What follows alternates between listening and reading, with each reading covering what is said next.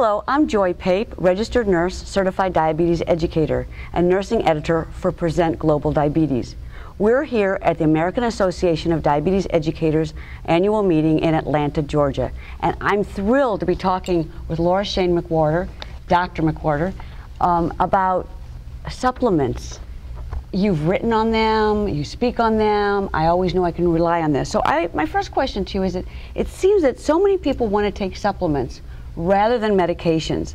How do we deal with that when people don't want to take medicine to manage their diabetes? And you know, I think putting on my certified diabetes educator hat on, I think one of the very first things we want to ask them is, well, tell me a little bit more about why you don't want to take medications. Why do you prefer to take supplements?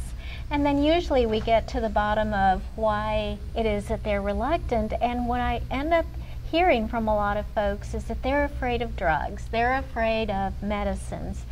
And I explain to them that actually supplements have active pharmacologic ingredients, and in many ways they are really truly drugs. Right, natural doesn't mean not drugs. Right, right. Exactly. And so how do they deal with that when you tell them that? You know, I think that it depends. I think that many people, if they have a really good relationship with me, they're willing and able to accept that. But usually what I try and do is actually turn them to some good sources of either written information or good websites, for instance, from the FDA. And I also try and explain to them, for instance, a great example of something that I tell folks is, here is a great medication, say they have diabetes, we want you to start this. The AADE thinks that this is the best starting medication for people with type 2 diabetes. And interestingly, this particular medication is related to a group of compounds that come from Galega officinalis. Well, tell us what that is. Which is French lilac or goat's rue, and this is metformin. Okay. Good to know. Yeah. Very good to know. Okay. So what's the biggest myth about supplements and diabetes? I think that probably the biggest myth is that people view supplements as being totally natural, and so a lot of folks want to take a natural approach to the treatment of their illness. And yet, I think it's important for individuals to understand that, as I mentioned, that there are active pharmacologic ingredients that do have the potential to have side effects and or possibly interactions either with other supplements or with disease states or with drugs. So they can be dangerous. They can be dangerous, yes. And even be dangerous if they're not doing anything for you, and then you're not getting to goal. Sure, and one example of being dangerous would be, for instance, someone that decides to just stop taking all of their medications. For instance, someone who has type 1 diabetes and they decide to stop their insulin in favor of something that they have seen on television or read on the internet. And then there are some reported cases, for instance, of patients actually going into ketoacidosis and having to be hospitalized. So that would be an example right there of how they could potentially be dangerous. People with type 1 diabetes need insulin. Yes, they do. Right, yes. And they're not going to find it in the supplement. It doesn't come that way. That's correct. So what are the top three vitamin, herbs, or supplements for people with diabetes?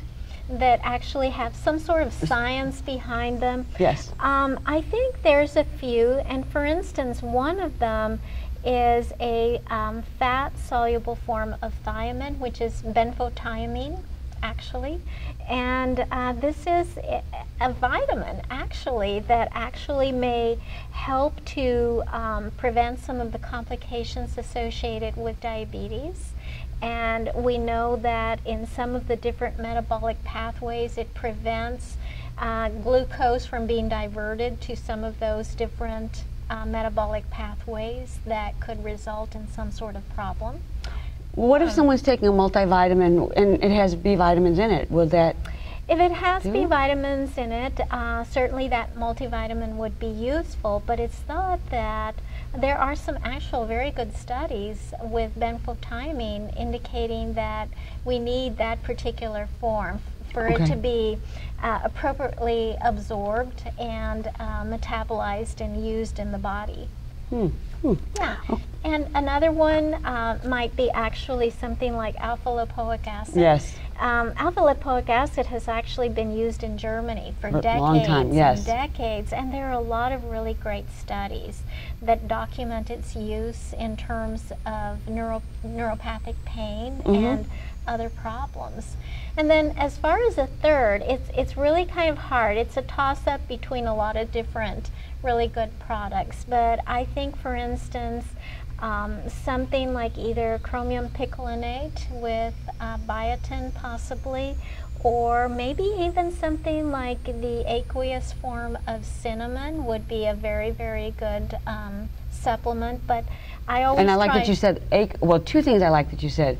Maybe. Yes. And the aqueous form. It's not just going out and buying cinnamon in the store. Right, right. Although some people indicate that if you use the powdered cinnamon, that potentially that's still going to have some sort of benefit. That would still fool the taste buds and supply some sort of a spicy taste that would be better than, say, indulging their taste buds for sugar, for instance. Okay. Yeah.